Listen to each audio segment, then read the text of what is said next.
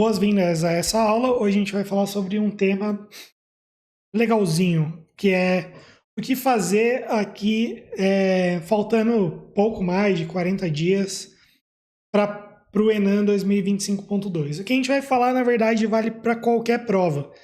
Tudo que você vai ouvir agora vale para magistratura do trabalho, defensoria, prova de prefeitura, o que for. Mas que é assim, mais ou menos o que fazer numa reta final, né?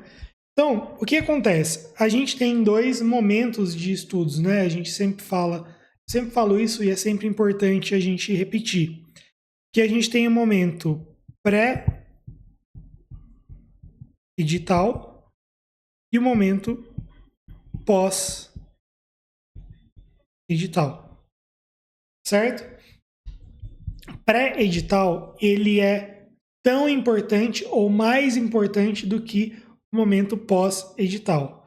O momento pré-edital é o momento em que eu formo a minha base. Eu estou formando a minha base. E aí, é aquele negócio que a gente sempre fala. A gente tem o estudo de enunciados, o estudo superficial, certo? Então, o estudo superficial entra aqui. E o estudo aprofundado, que é o estudo de doutrina. Esse estudo de superficial e aprofundado, a gente vai mesclar nesse período pré-edital. A gente vai fazer os dois. Por que a gente vai fazer os dois? Porque a gente não tem nenhuma prova, não está edital aberto. Aqui, inclusive, eu normalmente digo que você diminui o seu ritmo de estudos, as suas horas de estudos. Você não tem nenhuma prova, a motivação ela diminui um pouco. E se você se forçar a estudar muitas horas durante esse período, o que vai acontecer é que você naturalmente vai começar a titubear, porque você está lá estudando 6 horas, 7 horas, sei lá, 5 horas por dia e não vem nenhuma prova. E esse ritmo ele é muito alto. Principalmente nos dias de hoje, em que a gente tem cada vez menos tempo, a gente tem a sensação de ter cada vez menos tempo livre. Isso tem a ver com muitas coisas de hábitos, de rede social, mas também com a velocidade que as coisas são hoje em dia. A gente precisa estar cada vez mais antenado e tal. Essa quantidade alta de estudo, enquanto você não tem um edital aberto, ela pode ser prejudicial ao longo do tempo. Então, por isso, eu oriento que você até diminua. Então, eu tenho 4 horas livres para estudar, vamos supor, tenho 5 horas livres para estudar, conseguiria. Aperto aqui, não sei o que, e conseguiria estudar 5 horas. Bom, não precisa estudar tudo isso, estuda 3 horas e meia. Essa 1 hora e meia a mais vai fazer uma academia, vai fazer um hábito saudável, um hábito legal, porque 3 horas e meia, segunda a sábado, 6 dias na semana, já é um ritmo muito bom de estudos. Pouca gente faz isso. Só que aqui tem um negócio que eu vou colocar em vermelho, você vai fazer mais estudo aprofundado e menos estudo superficial. A maioria das pessoas que estuda para magistratura, ela tem um perfil assim, não de ser nerdão, mas de ter uma certa afinidade com o estudo de doutrina e ser muito difícil estudar lei. Então, quando eu falo de estudo superficial, é ficar lendo lei seca. Súmula, tese de repercussão geral, ficar lendo aquele conteúdo maçante por muito tempo. E aqui a gente tem no estudo aprofundado, a gente tem videoaulas, PDFs, doutrinas. Então é muito mais prazeroso, não é essa palavra, mas menos maçante, menos sacrificante estudar doutrina, porque você está lendo algo que te engrandece intelectualmente, é algo que às vezes é até agradável de ler, dependendo do doutrinador. Às vezes você gosta daquela matéria, então isso acaba facilitando. Por mais que você goste de processo civil, ler o CPC do artigo 1 ao artigo mais de 1000 e poucos, você vai ter certa dificuldade de manter esse ritmo estudando bastante. Então, aqui, nesse período pré-edital, normalmente você vai estudar mais conteúdo aprofundado e menos conteúdo superficial. Quando acontece o pós-edital, vai acontecer o contrário. Você vai ter enunciados, superficial, e você vai ter aprofundado, doutrina. Uma coisa que muita gente faz é: estou estudando mais doutrina, e aí abrir o edital, eu elimino a doutrina ou diminuo drasticamente a doutrina. E não é assim. Primeiro, por uma questão psicológica. Vai ficar sua rotina, que já é pesado, mas tinha alguns momentos de prazer, uma leitura legal, de processo civil, que o doutrinador é legal. Pô, gosto de ler o Frei Didier, é muito legal, é maravilhoso. E você tira isso e mantém só a parte maçante. Esse aspecto psicológico ele é ruim. Segundo, a gente não retira totalmente porque na prova cai doutrina. Por exemplo, no Enem a gente tem uma média de 21% de doutrina. Tá? Vamos falar 20%. Então, por exemplo, a gente teve teoria do órgão em direito administrativo, criminologia, teoria da imputação objetiva, tudo isso em Enem. Marcos do neoconstitucionalismo. Então, só citando de cabeça, ainda tem as questões de humanística que caíram no Enem 2024.2, principalmente. Tudo questão de doutrina. Então, a gente tem um grande percentual de doutrina que é importante. Segundo, doutrina é importante para o raciocínio. Isso eu já falei em outros vídeos aqui. Mas a questão é que muita gente pega e faz o seguinte. Eu tenho aqui a prova, então a prova em 26 de outubro. E eu tenho aqui o volume. Tá? Então aqui é tempo, né? Até a prova, e aqui é o volume. Muita gente quer fazer isso aqui. Eu vou colocar em vermelho porque é o errado. Na verdade, assim, ó, vou colocar o errado e vou apagar e depois colocar o certo. Então o vermelho vai ser... Não, vou colocar outra cor, vai. O azul, ele é doutrina. Então eu tô aqui no pré-edital, sai o edital aqui, eu faço isso. Na verdade, ainda mais acentuado. Eu faço isso aqui. Corto toda a doutrina e zero. E a lei seca tá aqui, eu faço pouquinho e eu faço isso. Bem acentuado e deixo aqui. Normalmente é o que se faz, tá? Mas eu sugiro não fazer isso. Primeiro, pelo aspecto psicológico. Segundo, porque eu acabei de falar, é cobrada doutrina na prova de magistratura, como eu falei no exemplo do Enem. Mas esse percentual de mais ou menos 20%, ele se repete em provas de magistratura, juiz estadual, juiz federal, magistratura do trabalho, aconteceu mais ou menos dessa forma também. Então, o que você faz? Eu estou com a doutrina aqui em azul, ele está na maior parte. Eu faço uma curva não tão acentuada, e quando chega aqui na reta final, nas últimas 3 semanas, 2, 3 semanas, eu corto totalmente a doutrina. Aí sim. E eu tenho uma segunda parte, que eu estou fazendo um estudo de lei seca, de jurisprudência aqui, vem o edital mais ou menos aqui, e eu vou subindo gradativamente até chegar aqui. Então, as linhas elas vão se cruzar. Você vai fazer isso.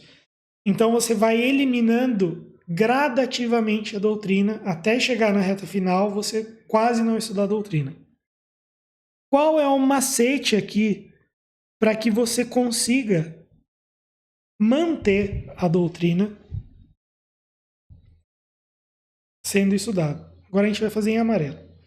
O que acontece, aqui é um negócio que me dá um pouco de nervoso, é por isso que eu fiz isso, que a maioria peca nesse problema. Quando você tá lá, ó, aqui são anos, meses, anos. No pré-edital, o edital saiu aqui, certo? O edital está aqui. E foi a partir do edital que eu comecei a fazer esse cruzamento das linhas. O maior erro, esse é o maior erro. O que você está fazendo nesses meses, nesses anos em que não tem edital e você está estudando sem edital aberto? Ó, aqui em amarelo, você está criando base com materiais mais aprofundados. Você fez aquilo lá que eu coloquei antes, eu acabei apagando, mas iria me ajudar. Que é estudar mais estudo aprofundado, mais doutrina, certo? E menos lei seca, jurisprudência, menos estudo superficial. Você está criando base, mas também criando material. O seu estudo tem que ser ativo. Você participa ativamente da formação do seu conhecimento. Se você não está participando ativamente da formação do seu conhecimento, você está simplesmente exercitando memória. Você está fazendo um jogo de memória. E o jogo de memória é muito difícil de você ganhar. No jogo da memória é muito difícil de você ganhar da banca. Porque você vai depender sempre de ver e fazer revisão. De ver e fazer revisão. E você nunca ganha nada. Você nunca ganha conhecimento. Então, nesse momento que você está criando base, você está também criando um material. Mas, ao mesmo tempo, você está ativamente participando da sua formação, do seu conhecimento. É aquilo. O que é formar conhecimento? É aquilo que eu li hoje sobre controle de constitucionalidade, eu consigo escrever 30 linhas. Eu consigo enfrentar numa sentença, controle difuso de constitucionalidade, por exemplo. Consigo enfrentar uma sentença. Consigo responder provas objetivas. Aí sim eu tenho conhecimento. Porque ele é meu e eu aplico ele do jeito que eu quiser. É diferente de exercitar a memória. O que é exercitar a memória? Você vai ler um PDFzinho ou você vai fazer um materialzinho lá, usar um materialzinho lá, e aí você vai ver ele e depois ter a sorte de, até chegar à prova, aquilo ainda está na sua memória. E o exercício de memória, ele é muito, sabe, jogo da memória? Você vira as cartinhas, criança. Isso me lembra muito o jeito que as pessoas treinam questões. Então eu treino questão torcendo para que aquilo que é cobrado esteja na minha memória.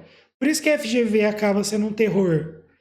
Ela tem os erros dela, ela causa comete erros nos gabaritos, não anula questões que deveria anular, mas a verdade é que a FGV ela gera esse problema porque muitos estão estudando pensando em exercitar a memória de curto prazo tantas vezes que entra na memória de longo prazo.